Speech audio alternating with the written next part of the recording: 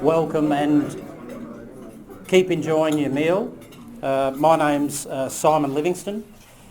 For those of you that don't know much about Marcus Oldham, we've been operating for the last 53 years and we're the only independent agricultural, equine and agribusiness management college in Australia. So we focus on business management, but in more recent times we've sharpened the pen and looked at entrepreneurial development. And in part, our focus on entrepreneurship has come about through the tremendous support from the William Buckland Foundation. And today with us is one of the trustees, Dr. Jane Gilmore, OAM, and we appreciate Jane taking the time to come along to our lunch. Earlier in the week on Tuesday night, Yasmin Chalmers, who's in charge of our Centre for the Study of Rural Australia, put together a really wonderful workshop on entrepreneurship. She invited Peter Kenyon, who's with the Bank of Ideas, who some of you may know, who's well known in that space, and he ran a Q&A session at the college, and we had close to 90 people there, and it was on fostering entrepreneurship in rural communities. We had a range of entrepreneurs. We had a baker, we had a cheese maker, we had a stud cattle owner, and we had a former managing director of a community bank. And it was really quite inspirational to hear their stories and how they developed both their businesses and also their rural communities. With us today on each of the tables are a number of students too. So they've been chosen because they hold leadership positions voted by their peers through Marcus Oldham. So we thought it was a wonderful opportunity for them to join us today to meet with some business people and to hear what I'm sure will be a very inspirational speaker. Our speaker is Don Macke. Don has over 35 years experience in rural community economic development. He's director and co-founder of the Centre for Rural Entrepreneurship in Lincoln, Nebraska. His centre works with rural communities, both large and small, to harness leadership and develop entrepreneurial communities that are capable of responding creatively to many of the challenges that they face. Don has been a consultant for nearly 40 years. In 40 states. He's worked in Canada and the Caribbean. He has a Master of Arts in Regional Economics and a Bachelor degree in Environmental Science. He's the author of the book Energising Entrepreneurs, Charting a Course for Rural Communities, and I can claim to have read it. I welcome Don Macke.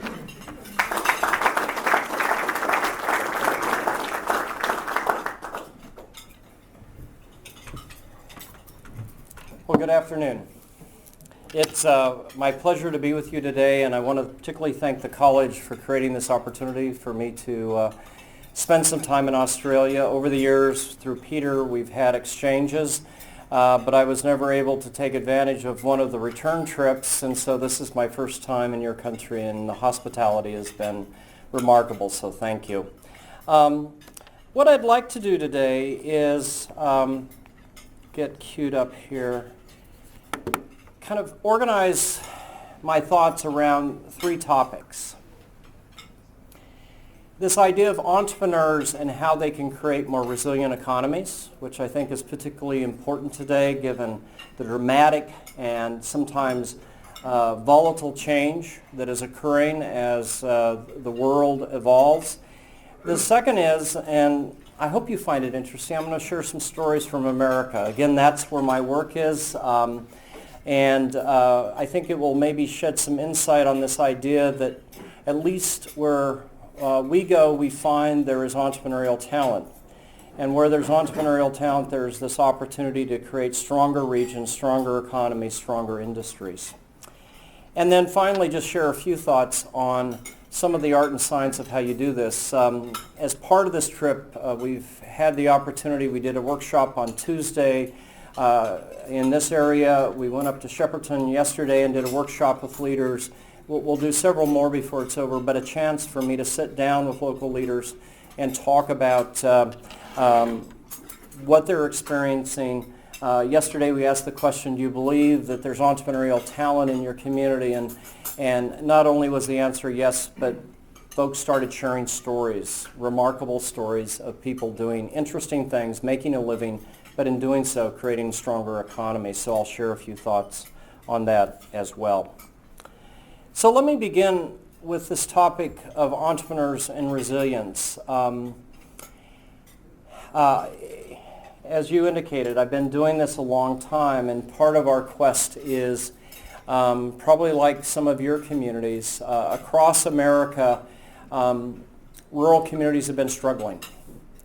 You know, the farming may be doing well, the ranching may be doing well, other natural resources may be doing well, but because of mechanizations, changes in how we do things, the need for those communities has declined. It just doesn't require the people. And so rural communities have been faced with this challenge of how do we create other kinds of economic activity to go along with what may be their base industry of farming and ranching or energy or what have you.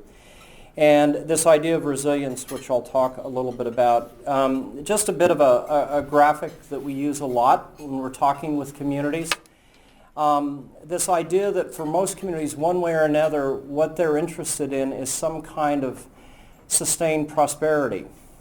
And by prosperity, oftentimes we'll define that as, you know, the economy is doing well.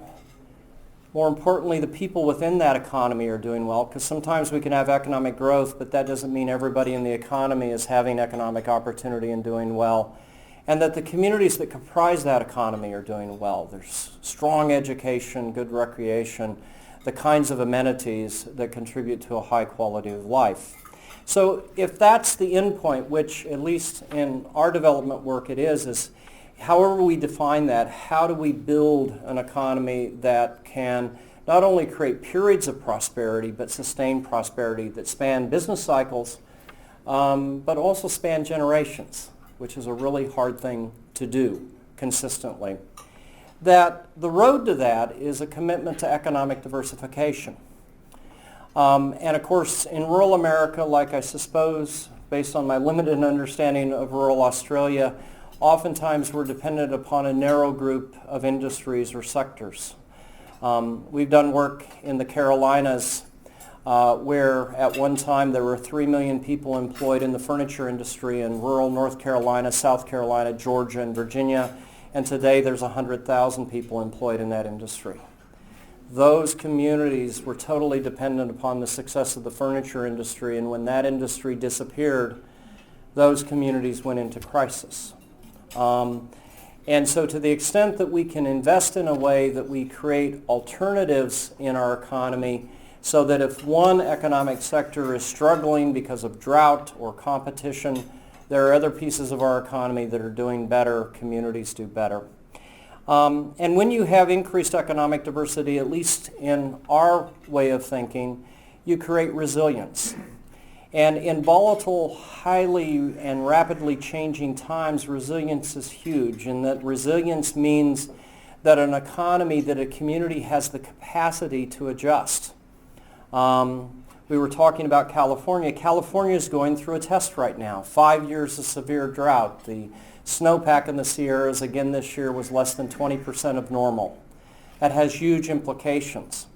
My sense is, understanding, we do a lot of work in California, the resilience in California, it may not be pretty, there will be damage done, but California will figure out how to prosper through this latest challenge, just as it has done through its entire history. There's lots of talent in that state that's motivated to wake up in the morning and say, how do I create a better life for myself, for my family, and for my community? So with that as a bit of a setup, what I'd like to do is talk about a little bit this role of entrepreneurs. What we've come to believe is, okay, diversification is important. That creates resilience. That gives us an opportunity for more sustained prosperity. How do you actually make that happen?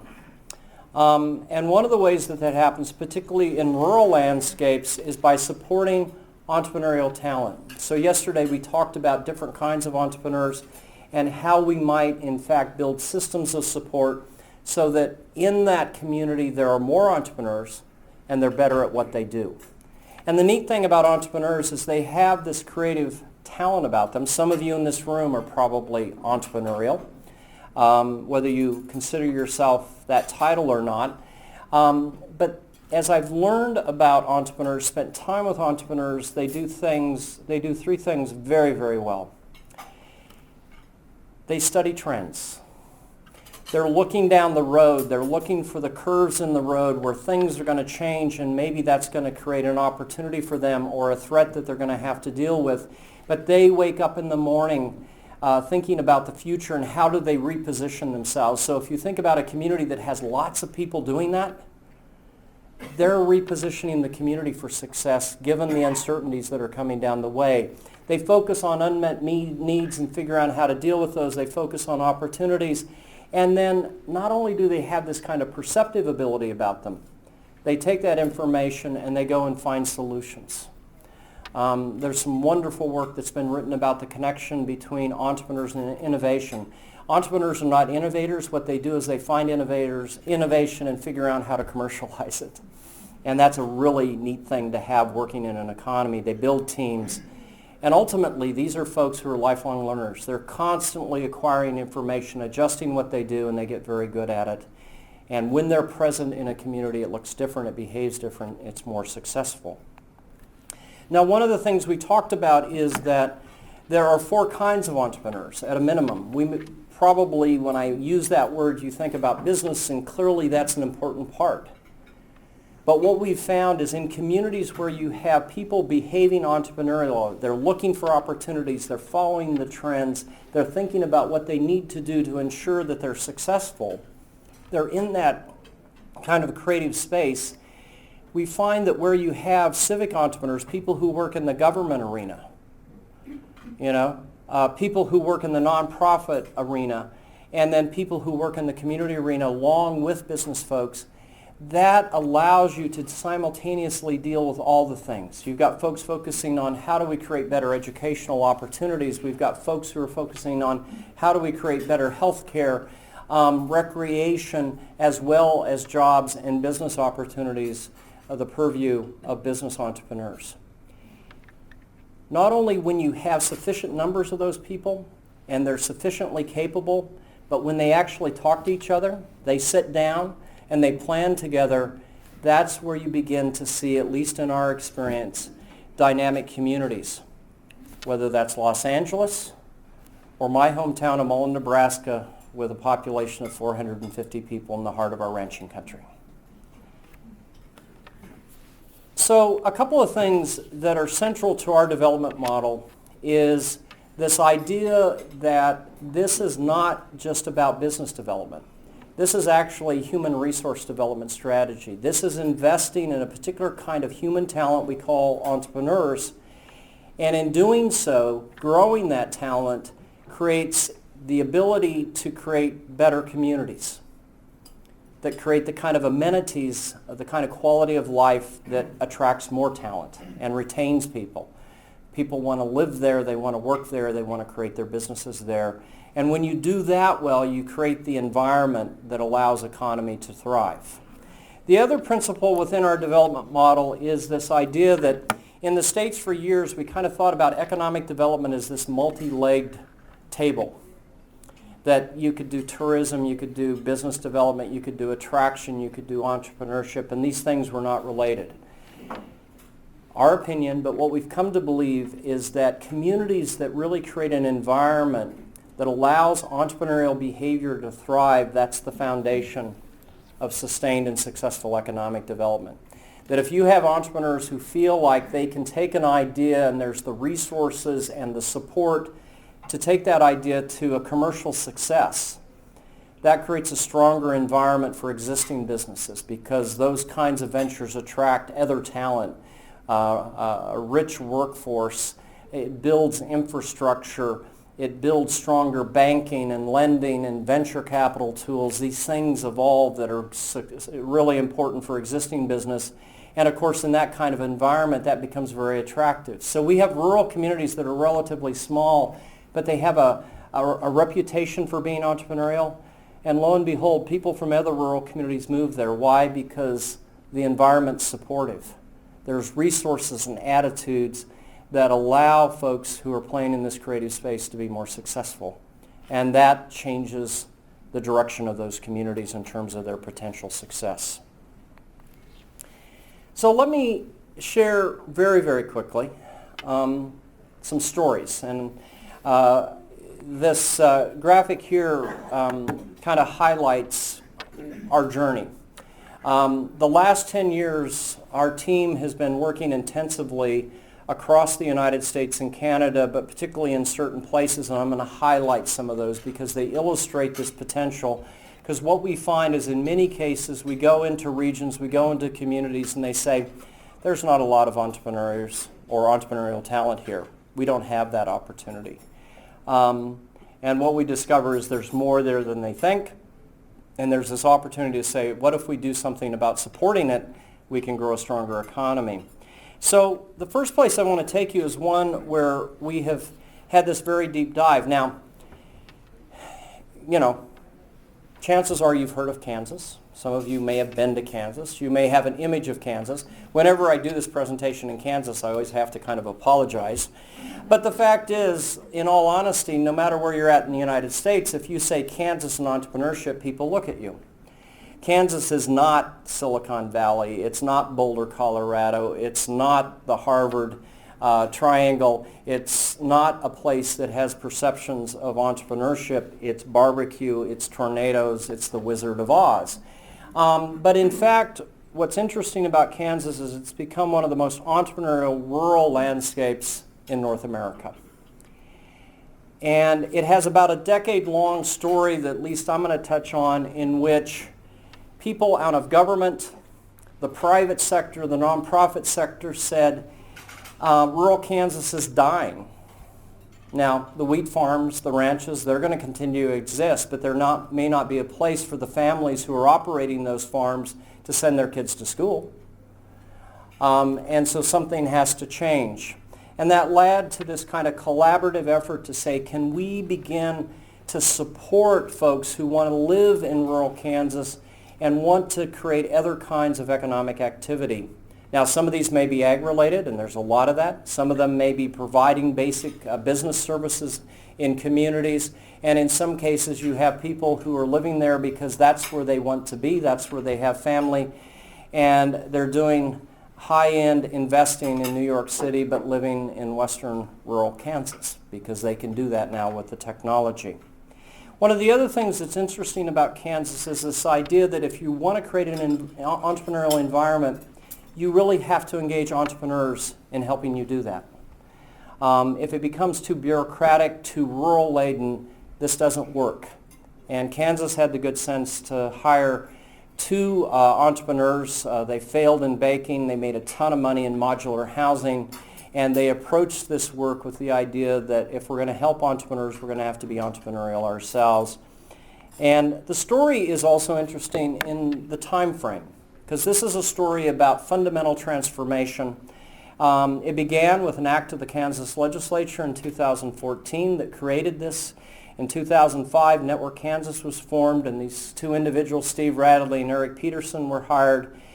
And initially, like a lot of initiatives in the state, the idea was if we provide capital, market research, business counseling, all of the supply side stuff, the entrepreneurs will come sweeping in, want to work with us, and we're going to change things. And they opened their store and they opened their programs, and what they found is the entrepreneurs didn't show up.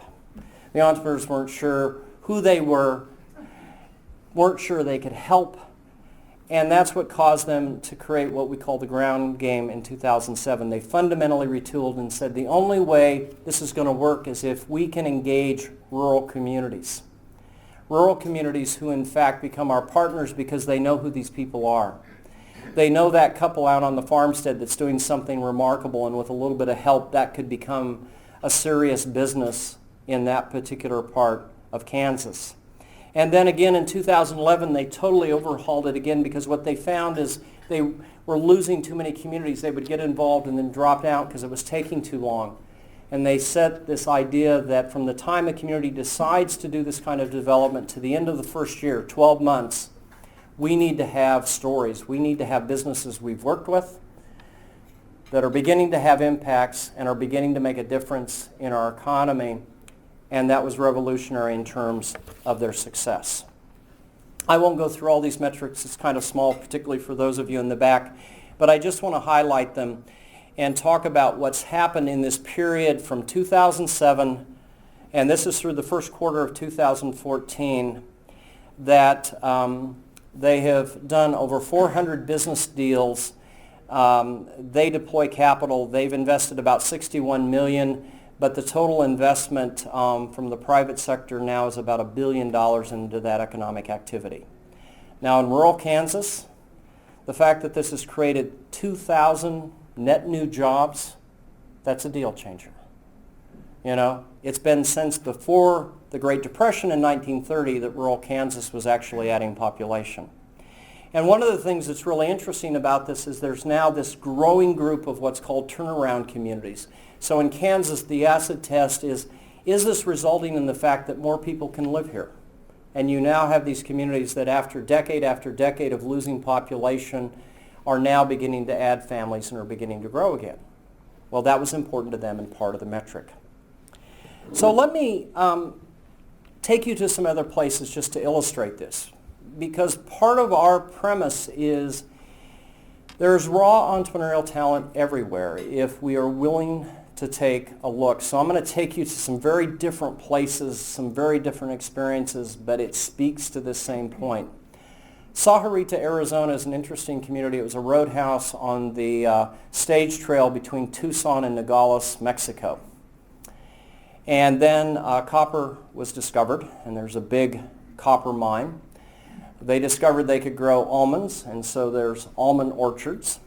And this community over time, by 2000, had about 3,000 residents. And then South Tucson exploded. Aerospace, defense, information technology, thousands of jobs were being created, and this community was entrepreneurial and said, if we can find the right developers, we can become a place where those young families that are flocking to Tucson to work in those growing industries could live. And by 2013, this community was over 30,000 in population. Okay? A little longer than a decade. But like a lot of communities, they said, we want to be more than a bedroom community. We don't want to be just the place where the kids go to school and the parents travel outside of the community and work in Tucson. And the local developer had this interesting idea that something was going on. And so the typical MO is these are young, highly educated couples that have moved in from Michigan and Pennsylvania and Texas who have come to work in the aerospace. And one of the couple's members goes up to Tucson to work, the other one's staying at home with the kids. But the other one staying home with the kids probably has a master's degree in engineering, information technology, or some other field, and they go, I love raising my kids, but I want to keep my hand in the career. Ultimately, before we were done, we identified 800 home-based businesses where these folks were doing information technology-based. They were using their computer to connect to jobs, to business opportunities, and you now have the basis. What if that community says, let's support those folks? We can create an indigenous economy. We can be more than a bedroom community. Fond du Lac, Wisconsin, probably one of the most un-entrepreneurial communities I've been in. This is the industrial Midwest, and nearly everyone, one way or another, works for Mercury Marine. It is the 800-pound gorilla in the community. And Mercury Marine at one point nearly decided to relocate everything to Mexico. And it scared the death out of this community. And so in Fond du Lac, this is about a community of 100,000 people between Milwaukee and Green Bay. And it has hundreds of family-owned or closely held supply chain companies that feed into the auto industry, into Mercury Marine and others. And they got their scare. And what was interesting that happened is we began to discover that these businesses that had not been very entrepreneurial because they always had this relationship with General Motors, that's who they sold to, now said, okay, we survived this one. The folks down in Janesville didn't because the plant closed and those businesses all collapsed. Maybe we ought to diversify, new customers, new markets. What do we do that we can change that opens it up?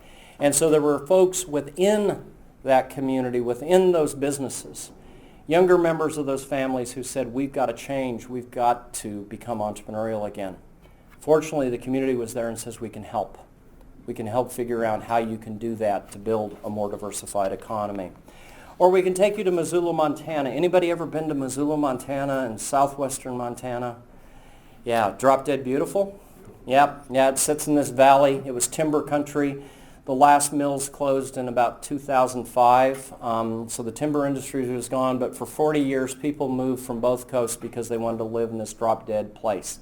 The joke was if you go to a restaurant, your bartender has a PhD and your server has a master's degree. Well, when the Great Recession hit, their construction industry, their residential growth industry, collapsed by 2/3 in 12 months. But the economy didn't collapse. And so the story was, why didn't the economy collapse? Because this was all built on real estate, people moving in and buying houses. And of course, you know, you think about it, you're attracting these educated, highly motivated young people who are coming to this area because that's where they wanted to live because of the recreational opportunities that the Rocky Mountains offer. And lo and behold, these folks were engaging. By the time we were done, we identified over 15 microclusters of economic activity. These folks were doing pharmaceuticals legally, information technology, green technology, value-added wood products. There was a company there that had a joint venture with a Taiwanese company manufacturing high-end parts for hip replacements. No reason for that business to be there other than the owners loved the powder on the mountain. And they wanted to be there. They had skills, they had connections. And so you had this remarkable economy that was going on that was largely invisible. And so it begged the question, what if we become intentional about actually supporting those folks? It was there, the opportunity was there. The same was true in the Redwood coast of California. This is the area 4 hours north of San Francisco.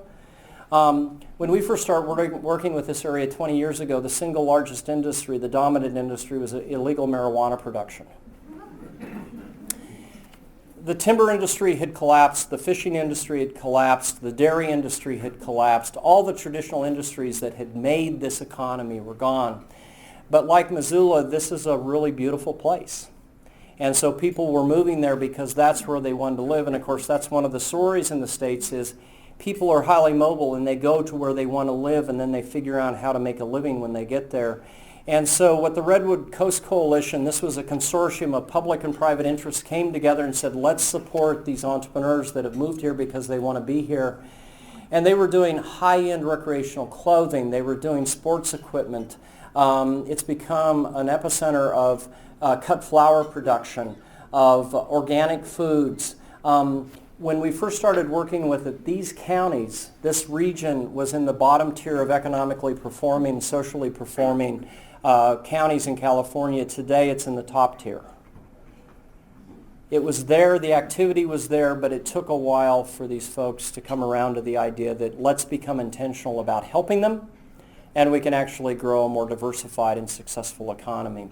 One of the greatest industries that's grown up is there's about 7 Native American tribal nations in this region, and they have a license to fish salmon.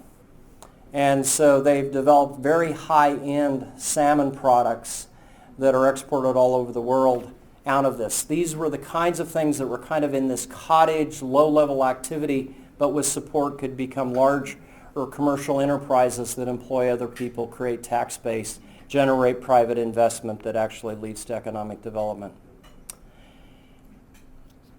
And then the final place is kind of a counter story. This is what's called the Research Coast of California, or of Florida, and it's actually kind of a hopeful label. It's really not an epicenter of research by any stretch. It just happens to be the 5 counties north of Miami. And the ones closest to Miami are suburban counties, and as you go north, they become more rural, more agricultural.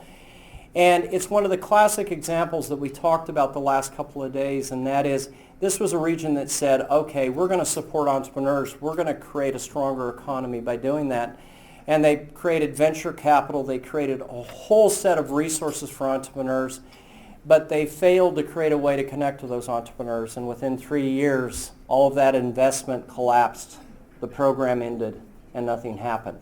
So one of the things we've been talking about with the communities is you need a way to find the commitment, to find the energy to actually go out and talk to these folks, to find them, to listen to them, to figure out what they're doing, and then in turn support them. So John, some of the case studies that the college has done speaks to that very thing. They're doing interesting things, and if we understand that, we then have the opportunity to maybe help them go to that next level where it begins to create meaningful impact in our communities. So let me wrap with this, because we were going to try to get to questions by 1:40, and we're on track for that. Let me take you to my final point that I wanted to share with you, and that is, what are some of the lessons? What are some of the lessons of growing an entrepreneurial community? Because that's the business we're in. The typical MO of how we get involved, and I'll use the example of Eastern Kentucky. About 2 years ago, we got a call from a group of people in Eastern Kentucky and said, you know, with current federal policy, the coal industry is going to disappear in Eastern Kentucky. And the coal industry is Eastern Kentucky. I mean, that's the dominant industry. And if we don't do something to diversify our economy, Eastern Kentucky is going to fall back into depression, just like it's been most of its history. It tends to cycle. When coal's strong, the region is strong. When coal's weak, the region cycles back into recession. And so they asked this question of how can we do this? Now, they were already, like you, doing work in this space. And so we've begun to work with them around how they can build a stronger system. So I want to take you through very quickly what I would say are the top 10 considerations that if you want to create a support system, a support network for entrepreneurs, whether that's a small rural community, a rural region, or even Melbourne, that these things are probably going to be terribly important to you, at least based on our experience in the States. You can judge the relevancy to you. It first and foremost begins with a group coming together and making a commitment to do this. We call them stakeholders. It could be local banks, it could be local government, it could be the local development group, it could be an agricultural farmers group, but they come together and they say, we are going to figure out how to support entrepreneurial talent within our region, within our community. And that becomes the catalyst. That becomes the how to get started with this. The second is really thinking about supporting all four kinds of entrepreneurs. You know, if you create all of these resources and are working with entrepreneurs, but local government policies are hostile to business, well, you're going to be swimming upstream. And it's going to be hard, and you're going to get less results. But if local government says, okay, we don't have to repeal taxation and regulation, although we're trying in the states to do that, what we can do is make it easier where regulation is business friendly. It's available 24/7 through the web. Inspectors are there to help more than to regulate, a whole set of things that create a supportive environment. So somehow bringing all of these sectors together at the same page and working together can be powerful and create a more complete environment that's going to support this. The third, and I hope you guys do this better than us, is communities in America are very slow to step back and say, what are our genuine development opportunities? I recently was in a rural community, and their top priority was to create a tourism industry because they had a wildlife refuge, but they didn't have a cafe, they didn't have a gas station, they didn't have a place to sleep. Kind of hard to develop a hospitality industry without those basic amenities. And so the idea is taking some time to understand what are the core development assets that you have in an area. Entrepreneurs are part of that, but maybe you're a strong agricultural area, maybe you're a mining area, maybe you have tourism opportunities, what have you. You're adjacent to an urban area and you can be a place where people live, becomes important. The fourth is this idea of maybe stretching beyond the town or the local boundaries and say, this works better if we can do it on a regional basis. We've got more entrepreneurs, we've got more resources, we've got more opportunity. So one of the things that's happening in Kansas right now is these started with individual communities, and now those communities are banding together to work together to create a stronger support system because there's power in scale. But if you do that on a collaborative basis, you don't lose control. You're simply a partner in a larger system, and that becomes important. At the heart of this is understanding the kinds of entrepreneurs you have, where they are developmentally, and figuring out how you can help them. The neat thing about working with entrepreneurs is this is more than business planning and accessing capital. This is about helping creative people get life balance. If an entrepreneur is spending 80 hours a week working on their business and it destroys their marriage, chances are that business is going to fail too. And so this gets us into things like family dynamics. Amanda, who has the beef cattle business, I had a chance to talk to her. It's a family business. There's, 4 siblings and the parents? Or maybe 3, I forget the number, it doesn't matter. But they spent a lot of time figuring out how as a family can they run this business successfully. What happens when somebody wants to leave? And as a result, it's successful.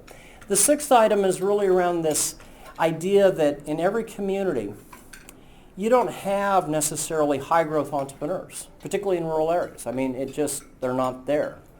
But you have people who have growth potential and growth orientation. And so we have story after story of folks who started very, very small. A guy in Atwood, Kansas, who on the side developed customized machinery or equipment to use in reloading shotgun shells, and people from all around would come and say, can you fix this? Can you help me with this? And his whole idea with having that business was simply to generate enough money to send his kids to college. Well, today he has an entire shelf space of products in our Cabela's stores, the big outfitter that's very popular in the United States.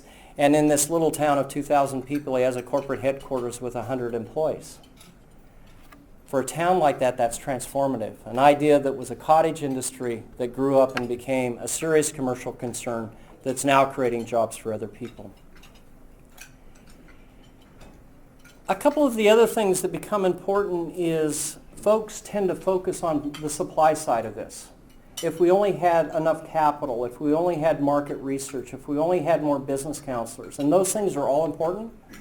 But what we found is for communities that are getting started with this, if they understand where their entrepreneurs are and say, let's figure out how we can help you where you're at and build resources for that, that becomes much more effective and much more impactful much more quickly. And it allows you to not spend a lot of money finding solutions that aren't necessarily relevant to the people that you're trying to work with. And so it's the old adage, if you're in business, pay attention to your customers. Listen to them, figure out what they need, and then focus on what you can do to meet those needs. A couple of other things, and then we'll wrap up and we'll go to Q&A, is we use a form of coaching. Most of us have had experience with coaches. We use coaches with communities to help them figure out how to do this. That's part of what the college has been doing. The other thing is we use business coaches. And these are folks who are not necessarily the ultimate expert in business. They're not doing business counseling, but what they're doing is sitting down one-on-one with a young couple who has an idea, figuring out where they're at, helping them figure out where they're at, and helping them build a game plan to take that idea somewhere where they want to go. And we found that to be very powerful, very effective. The community game plan. And then finally, this idea that our experience is that we need to get to impact within a year, or the community, those stakeholders, are going to lose this interest. In 3 years, we need to get to significant impact, and in a decade, this needs to become transformational. And so there is this idea that the world doesn't change overnight, but for communities that have been in decline since 1930, if in a decade you can turn that community around where it's growing again, it's more vibrant, there's more businesses, more people, then to me that's a pretty dramatic turnaround in a relatively short period of time, and that's been the evidence in the field with some of these communities.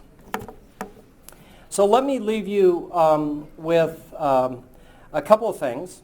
One is there's this report that's put out called the Global Entrepreneurship Monitor, or GEM, and Australia is a participant of that. And if you're interested, you may want to look at the data. But you know, of the mature industrial countries in the world, Australia and the U.S. have very comparable entrepreneurship numbers.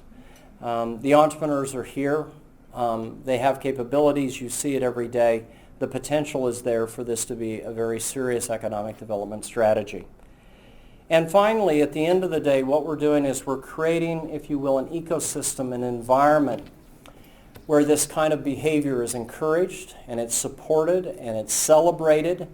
And you've got kids that are growing up and they're saying, I want to do that. I know people who have done that.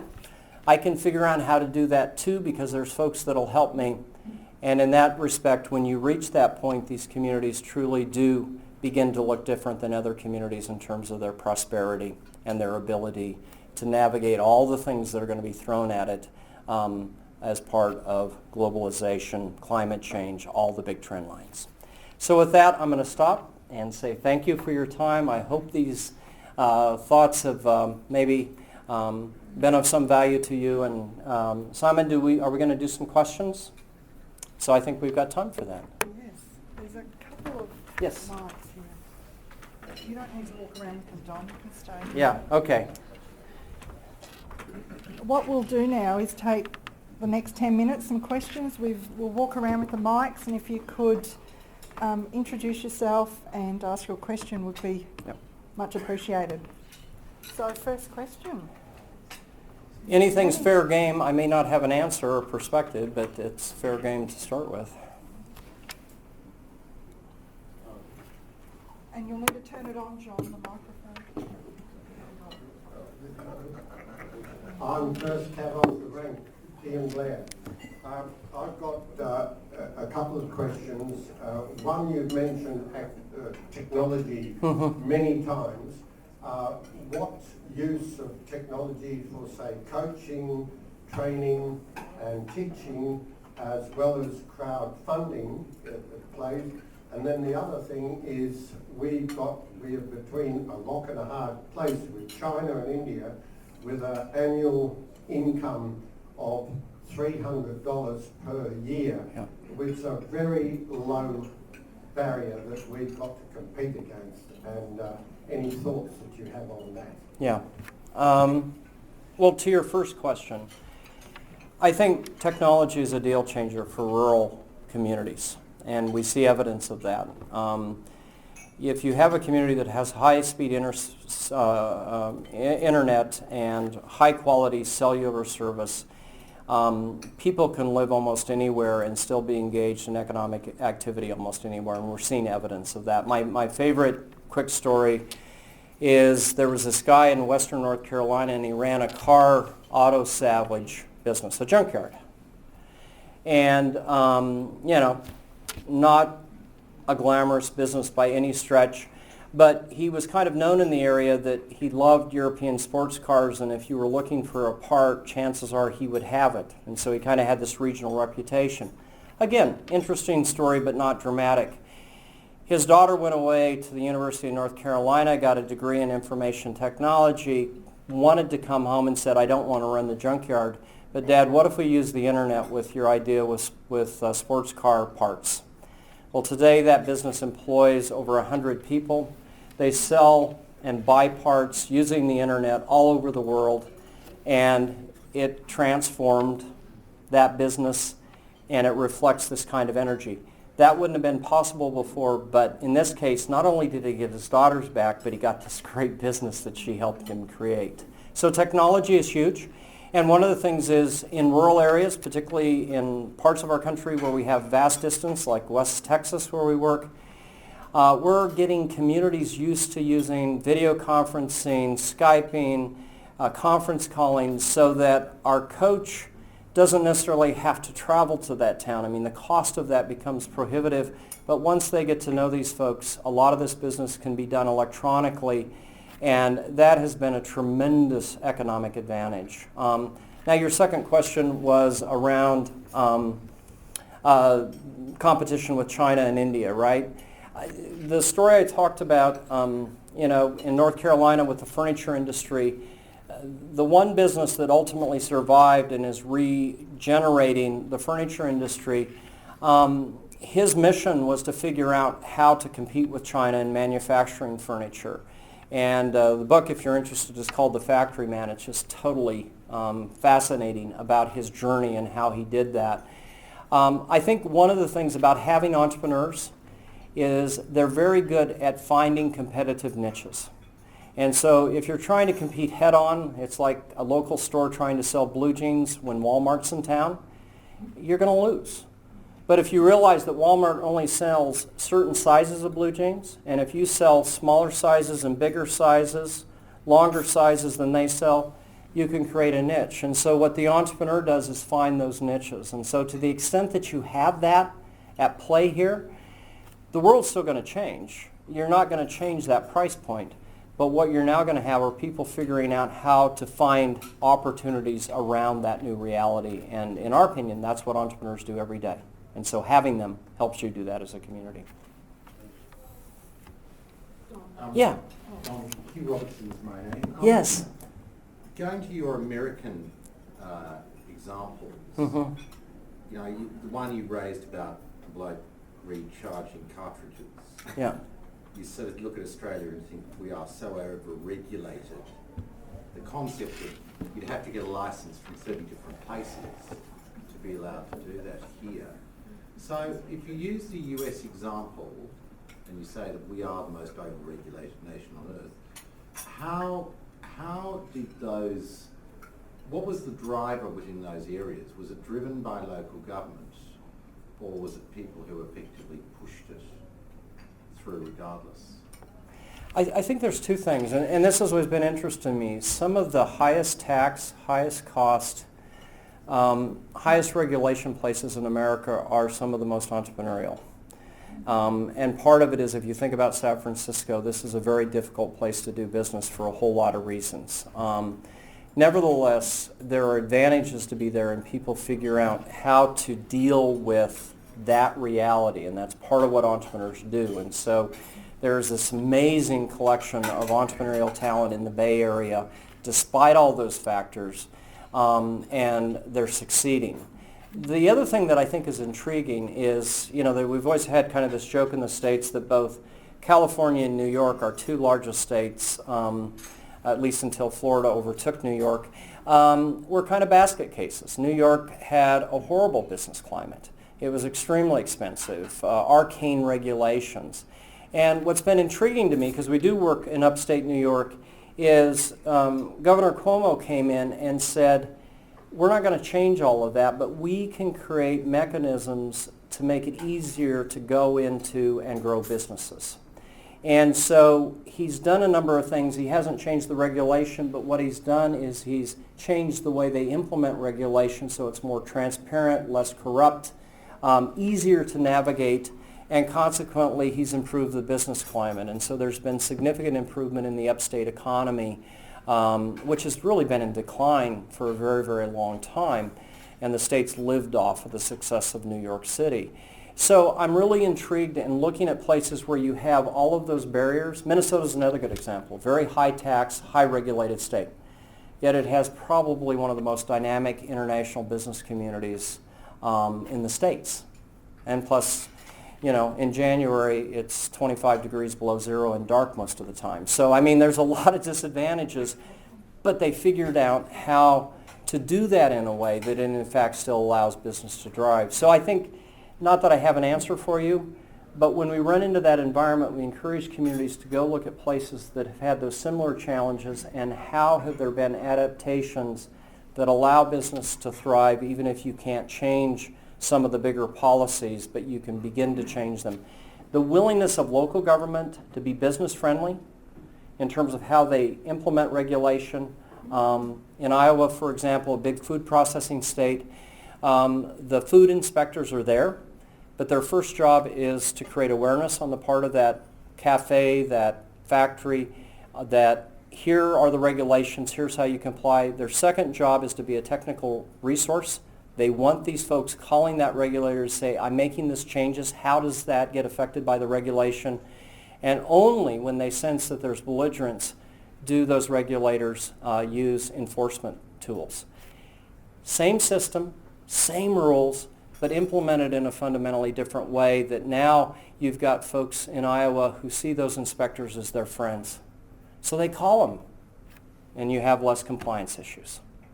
But when you've got the bad egg that's doing it wrong, the enforcement teeth is there to say you're endangering public health and you just can't do it this way. It's not a complete answer, but I'm intrigued with the experimentation that's going on to create positive environments even in very difficult circumstances. Don, you've got a question to Yeah, yes. Yeah, Don. Don, thanks. Good name. It represents the market, I guess.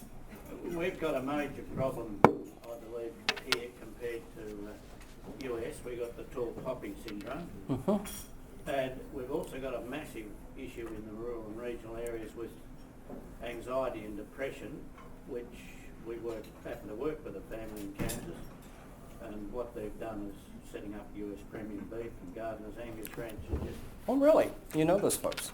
we've only worked with them for 40 years. Oh, yeah, so you know them. You know them better than me. And being good entrepreneurs, we have nothing in writing. It's Mm-hmm. mutual trust. How do we overcome this attitude in Australia? And I think a lot of our anxiety and depression is due to government looking down on the rural sector and our policies. And I fully understand an 80-year-old farmer shot a fellow land inspector in Moree recently. Mm-hmm. And I can fully understand why it goes on. How do we change this and encourage entrepreneurs? Because our entrepreneurs do have trouble attracting capital in the rural and regional areas, because the perception we got the perception of young people in agriculture is appalling in Australia. And they are the brightest, youngest, multi-skilled group that we do have in Australia. Right. So how do we explain? I don't believe from the research I've done that anxiety and depression is a real issue in rural and regional America from my friends. You touched on a lot of topics, but let me address the tall poppy, if I understand it, because this term was being used, and I'm going, what are they talking about? You know, again, I'm from outside, but as I understand it, just so I have it right, is if you become too successful, that creates problems. Is that a fair... Success is not Celebrated, or resented maybe even. received. Well, and that's true in rural America, and I'll just use a very quick example. Probably one of the best agri-lenders in my home state of Nebraska is a woman who, this is a fourth generation family-owned community bank, and she's a remarkable banker. And she's been remarkably successful. And when she's in town, she drives an old pickup truck, but 50 miles down the road, she has this beautiful sports car. So when she comes to Lincoln, she takes her pickup truck, drives there, because if she drove that car in the community, it would create real problems for her. So we have the same issue.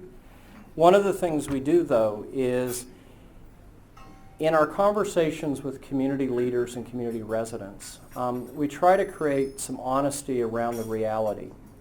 That if your motivation is, I don't want my town to die, I don't want to lose my local school, I want to have local health care, but if we don't do something, our population will reach the point where we're going to lose all those things. And so if people are focusing on that and saying, I want my community to be more successful because I don't want to lose it, then are they willing to face the things that they have to face? And that's one of the issues they have to face. So we talk about it. We talk about the fact that you can't encourage this, and then when somebody starts to succeed, tear them apart at the coffee shop. And I'm not saying that this fundamentally changes. That resentment is still there, particularly if a lot of folks are really struggling hard and they're not doing very well. But what it does do is it allows the community to make a choice that we need to create an environment where we're not going to punish successful people. And it creates a sensitivity. The same is true with young people. You know, the number one issue in rural America, in rural communities is, you know, I would love to have a community where my kids and grandkids could come back if they wanted to.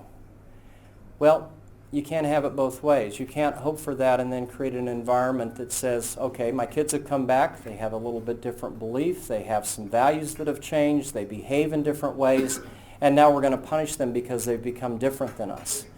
And again, these are conversations that in our rural communities we have to say, if you want to create an environment that's going to attract young people back, then understand where they're at, engage them in the conversation, and be prepared that they're going to bring change. And that's the price you pay for having your children and grandchildren back in a rural community, is they're going to bring change. Be prepared to accept that and have some tolerance for it. The world doesn't change, but these conversations are powerful in helping people make an intentional choice to behave somewhat differently that creates an environment that's more supportive for these kinds of things.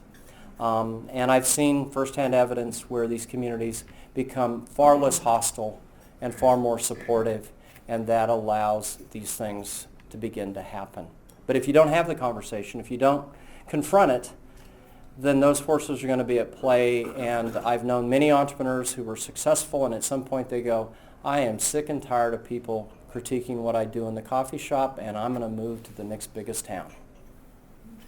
You'll never get ahead if you drive away that kind of talent.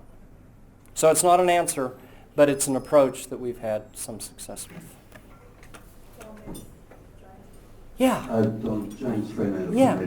Communications. Yeah. Don, I was just wondering about, and it's a little bit like Don's question in a way, how you go about identifying the entrepreneurial potential that's in communities, particularly in communities that are sometimes feeling defeated, small towns particularly. Yeah. Every community is different, and the fact is a lot of this entrepreneurial talent is really hidden, and it doesn't want to come out and tell you what they're doing. And part of that is in rural places you try to protect what anonymity you have, what privacy you have, because, you know, when I go back to Mullen, Nebraska, I'm still Donnie Macke. I'm typecast what I was like when I was 8 years old. And it's like they know everything about me, and it's, well, you know, I've lived another, 52 years. Some things have happened. So the entrepreneurs, by design, tend to not come forward, and so you've got to go find them. And so in different communities, we use different strategies. But the important thing is the community's making the decision to go seek them out. So, for example, in Saharita, how did we find those 800, primarily mothers, who had these home-based businesses? They weren't showing up for workshops. They weren't calling the Chamber of Commerce. We got information on a few of these folks who were doing this, and we said, would you have after-school coffees? We'll provide childcare. You host it in your home. We simply want to talk to some of your friends in the neighborhood that are doing things like you. That was a very safe environment. There was a trusted person who invited them. We had the conversations. We began to discover that these folks were doing very remarkable things, and that some really neat businesses could come out of this kind of activity. In the Black Belt of Alabama and Mississippi, with the history of slavery and discrimination, the only way you can find rural black entrepreneurs is build a relationship with the local churches. And if the local minister and the elders think that you're a trusted party and that you're not going to try to exploit somebody, they'll open the doors and create access. So in every community, part of this is uncovering where you have the pathways to connect to this talent. And in the United States, that's very diverse depending upon what part of the country you're in, what's the history, what's the culture. But what we find is that they're there.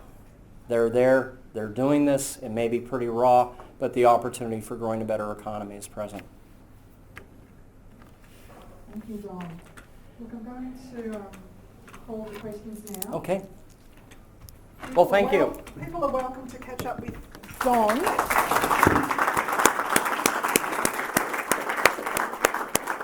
As I was saying, people are welcome to catch up with Don afterwards. But in a moment I'm going to call on Richard Anderson to come up and close the luncheon. But before, I'd just like to thank our sponsors again: William Buckland Foundation, Harwood Andrews, Ace Radio, Fairfax Agricultural Media, Web Trust and Louise Gourlay. But before I ask Richard to stand up here, I thought I'd just give a bit of background on Richard, particularly for those who don't know Richard. He's Director and Chairman of Harwood Andrews Lawyers, and he's a member of Marcus Oldham College Council and Chairman of our CSRA committee as well. With all those roles, he also has some time to pursue farming, agribusiness interests too. So on that note, I'll ask Richard just to come up and close it. Thank you, Richard.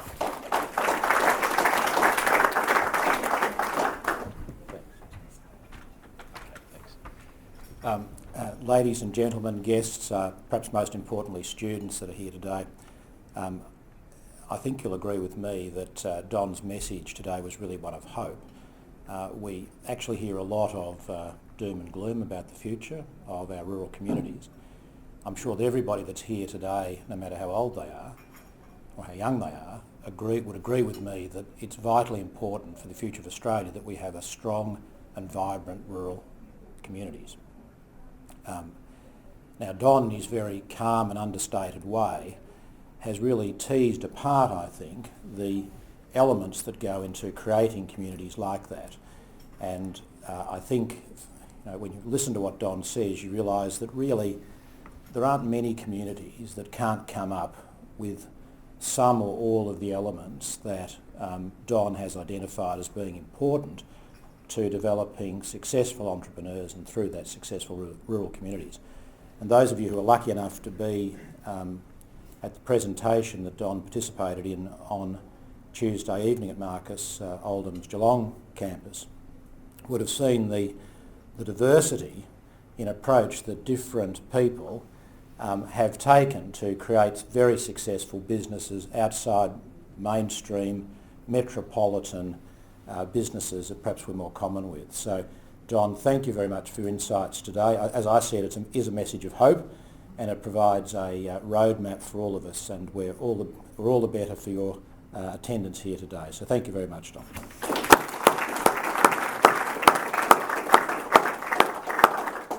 And ladies and gentlemen, thank you very much for coming today.